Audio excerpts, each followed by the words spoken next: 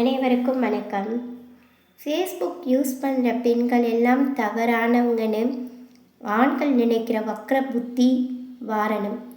உச்சக்கட்ட கொடுமையிலும் கொடுமை என்னன்னா, பெண்கள் ஃபேஸ்புக்கில் இருக்கிறவங்க தப்பானவங்கன்னு ஆண்களே ஒரு யூகத்துக்கு வருவது கேடுகெட்ட செயல், கேவலமான செயல், அசிங்கமான செயல். இந்த செயலை வன்மையாக கண்டித்து தான் இந்த பதிவை நான் போடுறேன். ஒன்று தான் சொல்லுவேன். ஒரு பெண் என்பவள் யார் என்றால், ஒரு சிற்பி ஒளியை வைத்து ஒரு கல்லை சிற்பத்தை செதுக்குவதைப் போலத்தான் ஒரு பெண்.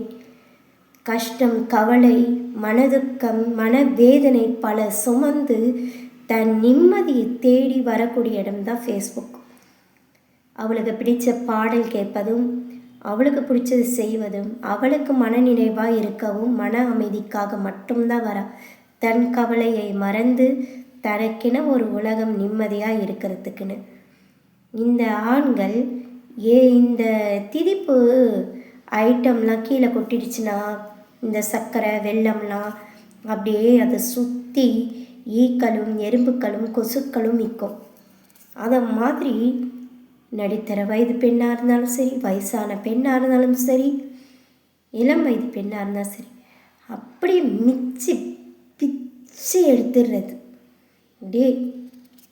அப்படியே பார்க்குற பார்வை வக்கிர புத்திகளும், கோணல்மான பேச்சுக்களும், கேவலமான செயல்களும், சீண்டல்களும் அதிகம். தெய்வ செய்தி இதை செய்யாதீங்க. ஆளாளப்பட்ட சீதைக்கு தீ குளிக்கிற நிலைமை தான்.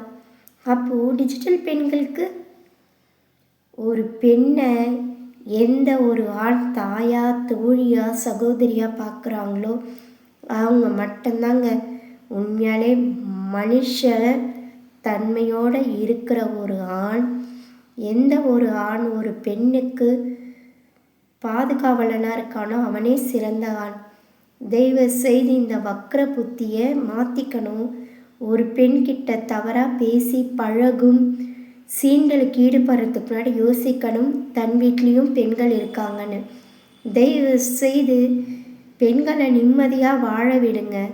அவங்களுக்கு இருக்கிற துன்பத்தில், மன கஷ்டத்தில், மனவேதனையில் இன்னும் மனவேதனை, மனபாரத்தை அதிகமாக கொடுக்காதீங்க. ஒரு பெண்ணால் முடிஞ்ச அளவுக்கு தான் சுமக்க முடியும். அவள் ஒன்றும் ஜடமில்லை. ஒரு பெண் என்பவளும் உயிருள்ள மனுஷ ஜென்மம். அவளுக்கும் உணர்வுள்ள ஒரு மனித பிறவி என்பதை மனசில் வச்சுக்கோங்க.